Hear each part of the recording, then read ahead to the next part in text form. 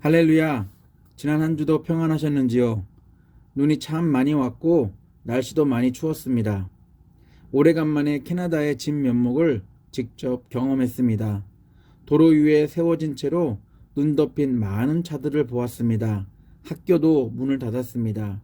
생활을 하는 부모와 달리 아이들은 눈이 많이 온 것을 좋아했습니다. 막힌 고속도로 위에서 장시간 동안 강제로 갇혀있던 운전자들도 있었습니다. 저희도 왕복 15분 거리를 3시간 이상 도로 위에서 허비했습니다. 너무 추워서인지 차 안에서 기다리는 도중 가로등 몇 개가 요란한 색을 보이며 터지는 것도 듣고 보았습니다. 솔직히 잠깐이나마 무서웠습니다. 거의 일주일이 지났는데 눈을 치우지 못한 곳이 아직까지 있습니다. 무소식이 희소식이라 하지만 왠지 안부를 묻고 싶은 한 주간이었습니다. 모두 잘 지내셨으리라 믿습니다. 그리고 다시 예배의 자리로 불러주신 하나님께 감사할 뿐입니다. 오늘 각자의 삶의 터전에서 예배에 함께하는 여러분들을 주님의 이름으로 축복합니다. 예배 시간만큼은 주변 환경에 방해 없이 온전히 예배에 집중하며 예배가 주는 기쁨과 은혜를 저희 모두가 체험하기 원합니다. 주일에만 울리는 알람에 맞춰 형식에 따른 예배가 아닌 살아계신 하나님을 만나는 예배 자체의 의미를 두는 신실한 예배자로 하나님을 높이고 하나님을 찬양하고 하나님을 만나는 저희 모두가 되기를 간절히 소원합니다. 예배의 자리에 참 잘 오셨습니다. 할렐루야. 저희들은 살아남기 위해 주변 환경에 참 빨리 적응하려고 부단히 노력합니다. 성별과 나이에 따라 적응 속도에 차이가 있을지 모르지만 어떻게 해서든 빨리 적응해서 생존하려고 합니다. 솔직하게 생존을 넘어 성공의 목표를 정해두고 치열한 경쟁 속에서 살아남는 승리자가 되어야만 인정받는 구조에 익숙해져 있습니다. 그나마 눈치라도 있어 빠듯하게 행동하면 괜찮지만 그렇지 않으면 도태되기 쉬운 세상이 저희가 살고 있는 곳입니다. 같이 협력하고 돕는 사회가 아닌 더 많은 경쟁자들을 만드는 세상에 살며 한 명이라도 더 제쳐 보려고 합니다. 또한 소통을 위한 대화 언어도 더 이상 서로를 연결하는 매개체가 아니라 세대 간의 단절과 갈등을 보여주는 것이 되었습니다. 예전에는 이해 갈등이 대세였다면 이젠 문화적, 사회적, 가치관의 세대적 갈등이 언어로 표출되고 있습니다. 저희들의 적응과는 상관없이 세상의 변화는 너무 빠릅니다. 젊으면 젊을수록 새로운 것을 추구하며 자기들만의 세상을 구축하려 합니다. 시대적 분위기도 새롭고 혁신적인 것들을 선보이며 사람들을 자극합니다. 세기나 몇십 년 단위로 맞춰 변화한 것들이 이젠 하루가 멀다 하고 새로워지고 있습니다. 저희들이 자고 일어나면 새로운 변화가 기다리고 있을 정도의 아주 빠른 시대에 살고 있습니다. 지금이야 온 세계가 언제든지 연결되어 있지만 과거에는 특정 지역, 그 세상 곳곳의 물건들이 들어오고 나가는 항구가 세상 변화를 알려주는 유일한 곳이었습니다. 항구에 사는 사람들은 배를 타고 들어오는 신문물들을 직접 보며 또한 이상을, 미래를 꿈꿨습니다. 오늘 읽은 에베소 지역의 모습이 그랬습니다. 강력한 로마 통치 속에서 에베소 지역의 위상은 손꼽을 수 있을 정도의 도시 중에 하나였습니다. 왜냐하면 에베소 지역은 한 번도 만나보지 못한 세계 곳곳에 문물들을 쉽게 접할 수 있는 번창한 항구 도시로서 경제적으로, 문화적으로, 종교적으로 다른 지역에 비해 언제든지 새로운 것들을 만날 수 있는 입지적인 장소였기 때문입니다. 그래서 에베소에 사는 사람들은 지역 특성상 세상의 변화에 민감한 곳에 살며 세상 흐름에 발맞추려고 그런 변화에 동참하려고 사는 사람들이었습니다. 에베소는 큰 항구 도시다 보니 장점도 많았지만 물론 단점도 있었습니다. 다른 항구 도시처럼 사람들이 이동이 많고 배를 타는 많은 남자들이 모여드는 곳이었기에 육체적인 타락성이 심각했습니다. 당연히 성과 관련된 음란들이 넘쳐났습니다. 여신을 섬기는 신전을 중심으로 성전 타락이 넘쳐났던 곳이 바로 에베소 지역이었습니다. 그리고 세계 곳곳에 우상들이 모여들었습니다. 당연히 종교적 타락은 있을 수밖에 없었습니다. 사람들끼리 서로 속이며 살고 있었습니다. 좋은 말로 언어에 유의를 할 수 있을지 모르지만 서로를 비난하고 헐뜯는 표현들과 속임수가 가득한 곳이었습니다. 바울은 여러 종류의 사람들이 모이고 우상 숭배가 넘치며 음란하고 타락한 이곳에서 예수 복음을 전했습니다. 에베소 사람들은 바울의 복음 역시 다른 지역 사람들이 섬기는 우상 중에 하나로 여겼습니다. 그러나 세상의 변화에 목매던 그들이 바울의 복음을 듣고 새로운 모습으로 변화되었습니다. 세상의 빠른 변화 속에서도 그리스도인들은 복음이신 예수 그리스도 안에서 날마다 변화하는, 성장하고 성숙해가는 사람들이 되고 있었습니다. 세상의 변화는 세상 속에서 실패가 아닌 성공하는 사람이 되는 것이라면, 그리스도인들의 변화는 어떠한 세상의 요구와 핍박에도 불구하고 하나님 베푸신 은혜의 기쁨과 감사로 반응하며 사는 사람들이 바로 그 변화의 모습입니다. 그렇다면 세상의 변화 요구에도 불구하고 기뻐하고 감사하는 그리스도인의 삶을 살게 하는 하나님의 그 베푸신 은혜는 무엇일까요? 하나님이 죄인인 저희들에게 베푸신 은혜는 바로 예수 그리스도의 십자가입니다. 바울은 서신서의 첫 시작을 예수 안에서 하나님의 은혜를 입은 그리스도인들이라고 명명하고, 세상의 변화에도 그런 요구에도 그리스도인들이 해야 될 일이 무엇인지 정의하며 시작하고 있습니다. 에베소서 1장 3절로 6절입니다. 세 번역입니다. 우리 주 예수 그리스도의 아버지신 하나님을 찬양합시다. 하나님께서는 그리스도 안에서 하늘에 속한 온갖 신령한 복을 우리에게 주셨습니다. 하나님은 세상 창조 전에 그리스도 안에서 우리를 택하시고 사랑해 주셔서 하나님 앞에서 거룩하고 흠이 없는 사람이 되게 하셨습니다. 하나님은 하나님의 기뻐하시라는 뜻을 따라 예수 그리스도를 통하여 우리를 하나님의 자녀로 삼으시기로 예정하신 것입니다. 그래서 하나님이 하나님의 사랑하시는 아들 안에서 우리에게 거저주신 하나님의 영광스러운 은혜를 찬미하게 하셨습니다. 예수는 자신을 희생하면서까지 하나님의 사랑을 보여주셨습니다. 하나님의 사랑을 입은 그리스도인들은 아무리 세상이 변하고 시대가 바뀔지라도 저희들을 위해 십자가에서 희생하신 변함없는 예수의 사랑을 찬양하고 감사하며 살아야 합니다. 하나님의 사랑을 받은 사람으로 희생적인 사랑을 하며 사는 것입니다. 바로 그게 사랑의 복음으로 변화된 모습입니다. 세상은 이 변화를 이해할 수 없습니다. 감사하고 찬양해야 할 이유가 있다면 그것은 세상에서 인정받는 승리자가 되었을 때만 가능한 것임에도 불구하고 그리스도인들은 그렇지 않아도 하나님께 감사했습니다. 세상은 빠르게 변화하는데 그리스도인들은 세상의 요구에 전혀 미동이 없었습니다. 그리스도인들은 세상에서 인정받는 사람들이 물론 아닙니다. 그렇다고 세상을 배척하며 사는 사람들도 아닙니다. 세상을 살며 세상이 요구하는 타인과 상관없이 자신을 위해 이기적인 사랑을 하며 사는 사람들이 아니라 손해와 불이익을 당하더라도 이웃을 위해 희생적 사랑을 실천하며 사는 사람들이 바로 복음의 은혜를 입은 그리스도인들입니다. 왜냐하면 복음 안에서 사는 사람들은 경쟁 속에서 승리한 사람이 아니라 하나님의 은혜 속에서 승리한 복받은 사람들이기 때문입니다. 예수의 희생 때문에 저희들은 하나님의 자녀가 되었습니다. 하나님의 자녀는 하나님께 받은 하나님의 사랑을 실천하며 사는 사람들입니다. 바로 그 실천은 감사하는 모습입니다. 세상의 요구나 변화에도 불구하고 하나님의 사랑을 실천하는 것만이 하나님의 사랑을 입은 사람들의 진정한 모습입니다. 5장 1절로 2절입니다. 그러므로 사랑을 받는 자녀같이 너희는 하나님을 본받는 자가 되고 그리스도께서 너희를 사랑하신 것 같이 너희도 사랑 가운데서 행하라.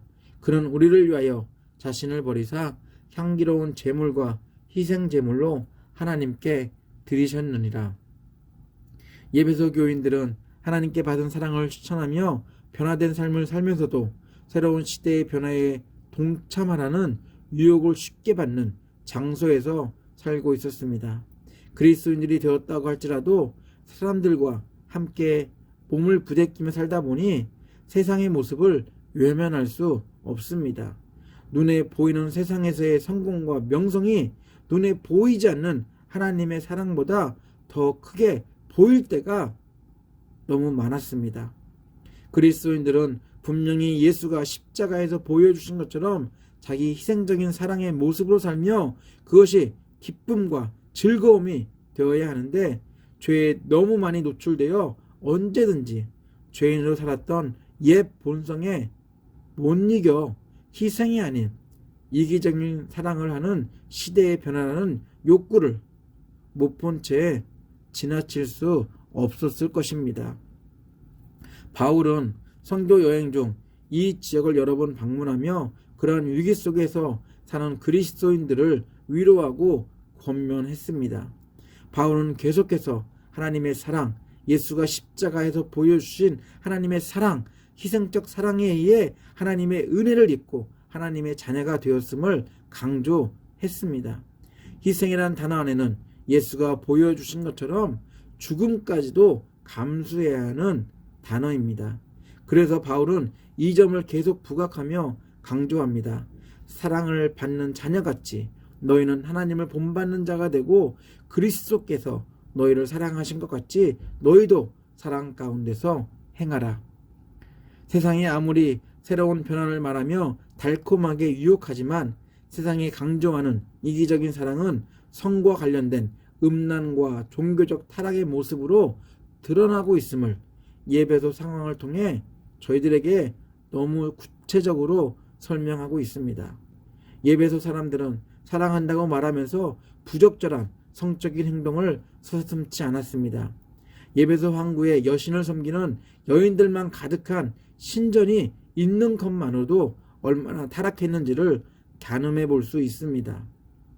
예배소 사람들은 사랑한다고 말하면서 육체적인 타락을 넘어 도덕적으로, 정신적으로 부정적인 행동을 하면서도 아무런 양심의 가책을 느끼지 않았습니다. 왜냐하면 세상에서 배운 이기적인 사랑이었기 때문입니다. 이처럼 양심의 가책을 못 느끼다 보니 다른 사람들의 소유까지도 탐내기 시작했습니다.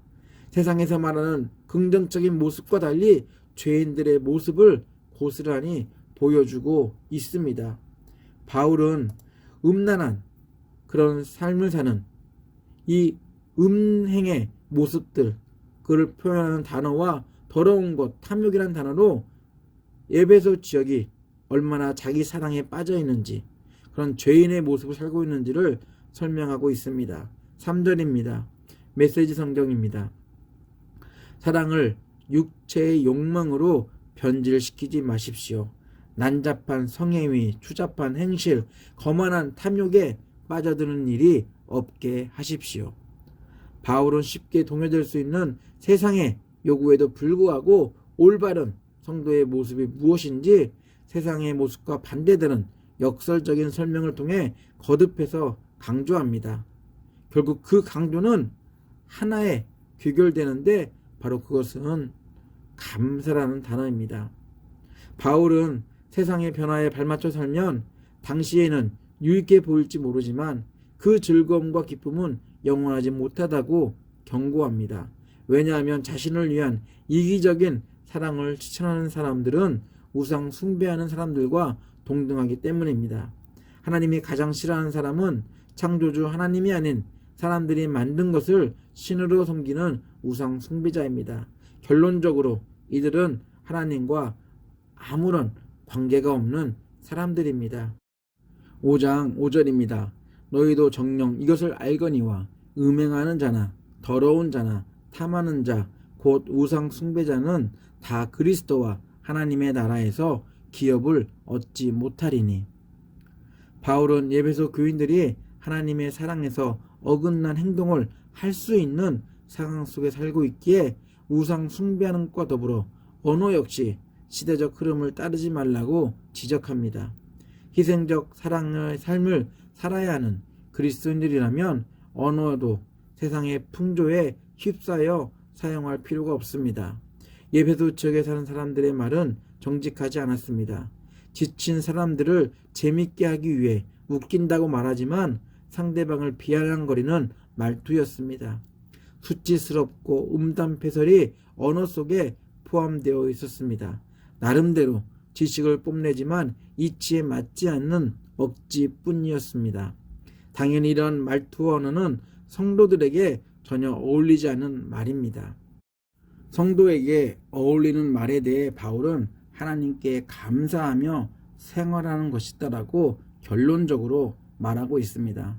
세상의 변화에 조금 늦게 반응하더라도, 세상의 요구에 조금 늦게 대응할지라도 희생적 사랑을 통해 하나님의 자녀 삼아주신 그 하나님의 은혜에 감사하며 생활하는 것, 바로 그것이 하나님의 은혜로 변화된 삶을 사는 사람들의 모습입니다. 4절입니다. 세 번역으로 읽어드리겠습니다. 추잡한 짓이나 어리석은 말이나 유치한 농담을 버리고 오히려 하나님께 감사하며 생활하십시오. 세상의 풍조에 따라 이기적인 사랑의 삶을 사는 사람들은 환경에 감사할 수 없습니다. 그러나 희생적 사랑을 사는 사람들은 환경에 상관없이 감사할 수 있습니다. 하나님을 기쁘시게 하는 것은 은혜와 사랑을 주신 하나님께 감사하며 생활하는 것입니다. 예수는 십자가에서 자신의 죽음을 앞두고 온 인류에게 베푸신 하나님의 사랑에 감사했습니다. 하늘에서 계획하신 하나님의 뜻을 자신의 희생을 통해 이룰 수 있음에 예수는 하나님의 그 사랑에 대해 자신의 아버지인 하나님께 감사했습니다. 저희들도 저희 자신을 위한 이기적인 사랑을 하며 산다면 저희들의 행동과 저희들의 말은 예배소 사람들과 별반 다르지 않을 것입니다. 사람들의 눈에 들키지 않을 뿐이지 하나님은 저희들의 마음까지 꿰뚫어 보시는 분이십니다. 예수 그리스도 안에서 희생적 사랑을 통해 하나님의 사랑을 실천하며 살다 보면 하나님께 감사하지 않을 수 없습니다. 예수 안에서 하나님의 사랑에, 그 하나님의 사랑을 베푸신 그 은혜에 감사하며 또 하나님의 능력을 찬양하는 성도님들이 되시기 바랍니다. 성도로서 마땅한 삶은 예수 그리스도 안에서 은혜와 사랑을 베푸신 하나님께 감사하고 찬양하며 생활하는 것입니다. 감사의 근거는 저희가 스스로 할 수 있는 사랑에 있는 게 아니라 새로운 삶을, 그 사랑의 삶을 살도록 은혜와 사랑을 베푸신 희생적인 사랑을 몸도 실천하신 예수 그리스도 안에 있을 때 가능합니다. 희생적 사랑이 손해를 보게 할지라도 하나님이 원하시는 모습을 살다 보면 하나님이 베푸시는 더 큰 은혜와 사랑으로 인해서 감사를 할 수밖에 없을 것입니다. 이렇게 하나님께 감사하는 그 언어가 감사의 언어를 가지고 산다면 하나님의 뜻을 이 세상에서 이루어가는 복된 성도가 될 것입니다. 바울은 서신서를 이렇게 마무리합니다. 에베소서 5장 19절에서 20절입니다. 세 번역으로 읽어드리겠습니다. 시와 찬미와 신령한 노래로 서로 화답하며 여러분의 가슴으로 주님께 노래하며 찬송하십시오. 모든 일에 언제나 우리 주 예수 그리스도의 이름으로 하나님 아버지께 감사를 드리십시오. 여러분이 늘 사용하는 언어는 무엇인가요? 기도합니다. 주 예수 그리스도의 놀라운 은혜와 하나님의 아낌없는 사랑과 성령의 친밀한 사귐이 이기적인 사랑을 하며 같이 사는 사람들에게 눈물과 고통을 주는 게 아니라 희생적인 사랑을 실천하며 모든 순간에 예수 그리스도 안에서 감사의 언어로 하나님을 찬양하고 하나님께 영광 돌리는 삶을 살기로 결단한 예배자들을 위해, 그리고 가족들과 사업체와 옥빌 한인교회 위해 함께 하시기를 간절히 축원하옵나이다. 아멘.